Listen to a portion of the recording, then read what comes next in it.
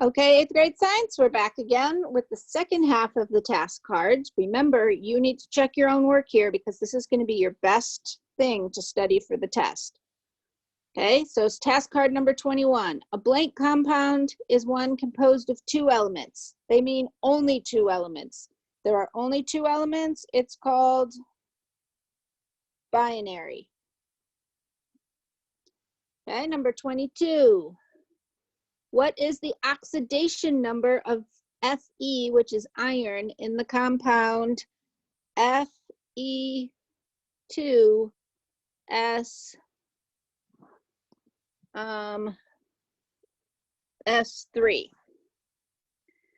Okay, this one is a little tricky. Remember when we were writing compounds and we did the crossover thing?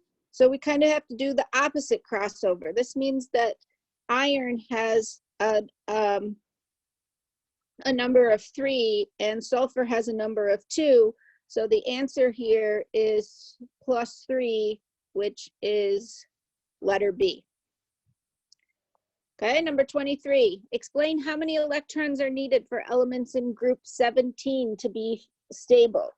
If you look in group 17, get out your periodic table. Group 17 have 7 electrons in the outer energy level, so they need 1 more electron in order to be stable. Remember that group 18 has 8 electrons, and those are the noble gases, and then they just go backwards from there. So 17 needs 1. Number 24, determine the formula for the following compound. Zinc hydroxide. So we got zinc has a charge of +2, and hydroxide has a charge of -1. Because there's no number there, we know it's a 1. So this is what I was doing up here.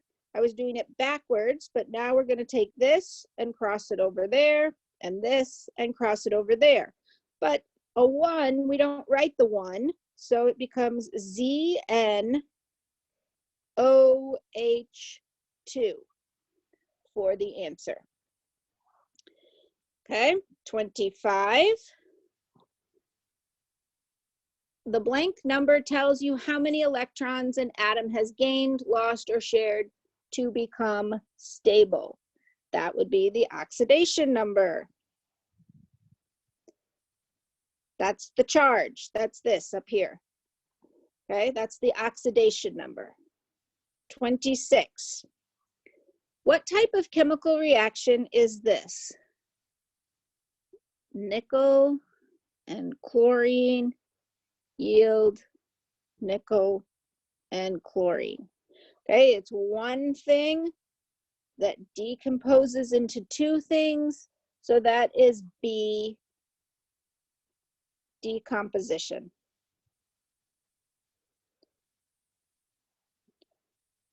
Okay, number 27. Determine the total number of atoms in the following compound. CaNO3 2. So in order to do this, we have to count all of them. We've got 1 calcium, we've got 2 nitrogen, and we have 6 oxygen, because you have to multiply these numbers. So we have 6, 7, 8, 9. So the answer here is 9 for the total number of atoms. Number 28, what does the following symbol mean in the following chemical equation? What does the arrow mean in a chemical equation? It means, it's kind of like the equal sign. It means yield or produce. Number 29. Determine the name of the following formula. Use prefix if necessary. Okay, we've got N2O5. When you look at these, nitrogen and oxygen are both nonmetals, so you use prefixes. When they're both nonmetals, you use prefixes. When one's a metal and one's a nonmetal, then you don't use prefixes. So we're going to use prefixes, so we're going to call this This is a 2, so we're going to call it dinitrogen. You just put the prefix with the element, just nitrogen, and then we're going to use pent. And even though it's usually penta, we're just going to use pent because oxygen starts with a vowel, and we're going to say oxide, pentoxide.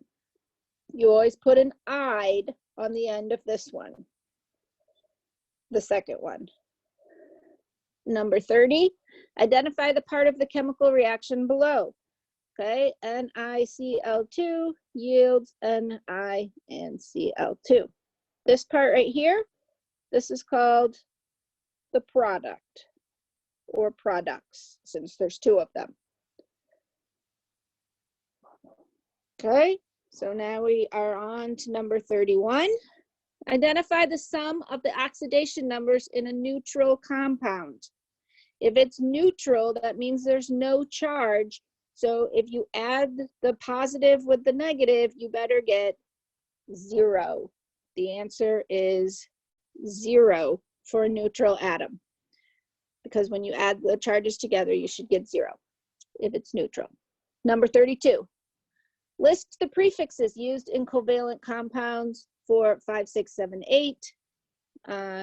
Those are going to be like the one like penta that I just used, and hexa for 6, and hepta for 7, and octa for 8.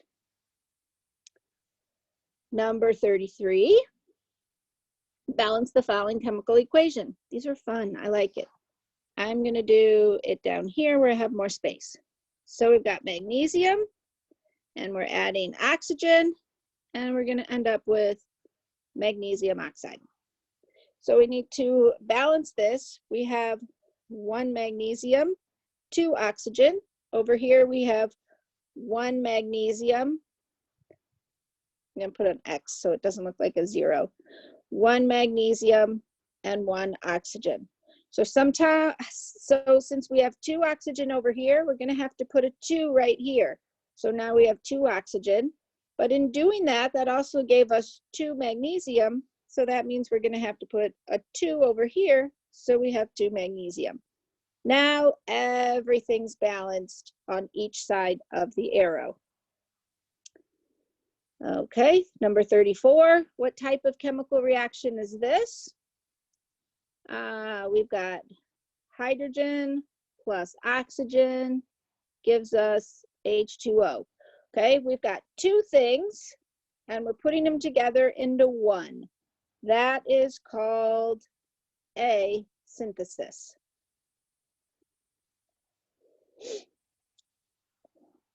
Number 35. Determine the name of the following formula. Use prefix if necessary. Again, we've got magnesium and chlorine, but if you look on your periodic table, you can see that this is an ionic bond between these because you have a metal and a non-metal. So when you have a metal and a non-metal, you name it by writing the first one, magnesium. And then the second one, you put "ide" on the end. So this is magnesium chloride. And you don't use any prefixes like we did for the one a couple back for number 29, where we use prefixes. That's because that's covalent, so we have to use prefixes. Okay, number 36, balance the following chemical equation. Let's see if I have space. Na plus H2O yields NaOH plus H2. So let's see what we got. On this side of the arrow, we have 1 sodium, 2 hydrogen, and 1 oxygen. On this side, we have 1 sodium, 1 oxygen, and 3 hydrogen. Whoops, I shouldn't have put a 2 there. We have 3 hydrogen because we have 2 of them. we have 3 hydrogen because we have 2 of them there and 1 right here. So that's why we have 3. So everything is balanced except for our hydrogen. So what are we going to do to balance our hydrogen? Well, let's put I'll use a different color. Let's put a 2 right here. That now gives us over here, it gives us 4 hydrogen and 2 oxygen. So since it gave us 2 oxygen, over here on this side, we're going to have to put a 2 so that we have 2 oxygen. And that gave us 2 sodium. And now it gives us 1, 2, 3, 4 hydrogen. So the only thing that's not balanced is the sodium. We have 2 of them on this side and only 1 over here, so we got to put a 2 there. And now everything's balanced. Okay, that was number 36. Number 37 is to show a substance is solid when writing an equation. One would write a blank after the substance. That would be a little parenthesis with an S for solid. Number 38, a group of atoms that act together as one charged ion is called a C here, polyatomic ion. And you had a chart with some of those in your notes of polyatomic ions that always act together as one. Number 39, balance the following chemical equation. NaOH plus FeCl3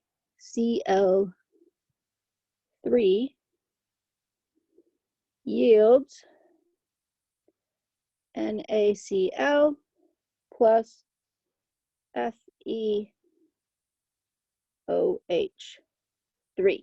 Now, let me show you something here. This OH is a polyatomic ion that we were talking about up there. It stays together. On this side of the equation, it's an OH, and on this side of the equation, it's an OH. So we can think of it as one.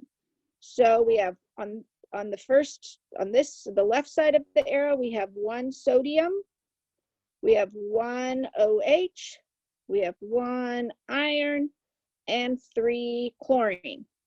Over here, we have 1 sodium, 1 chlorine, 1 iron, and 3 OH. So it's not balanced. So what are we going to do? Let's put a 3 right here so that we have 3 chlorine. Now our chlorines are balanced. But in doing that, that gave us 3 sodium. So that means we got to go back over to this side and put a 3 here. So we have 3 sodium.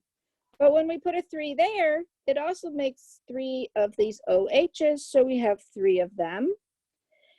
And now we're all balanced. We got 3 sodium on both sides. We got 3 OHs. We got 3 chlorines. And we've got 1 iron on both sides. So it is balanced. And the last one, number 40, identify the part of the chemical reaction below. They're pointing to, let me write it here. They're pointing to this 2 and that 2 right there. Those are the coefficients. The big numbers in front are called coefficients. The little numbers below are called subscripts. Little numbers above are called superscripts. Okay, that's the end of the answers to the task cards. You need to check your own answers and make sure that you understand this, because this is going to be what you want to know for your test.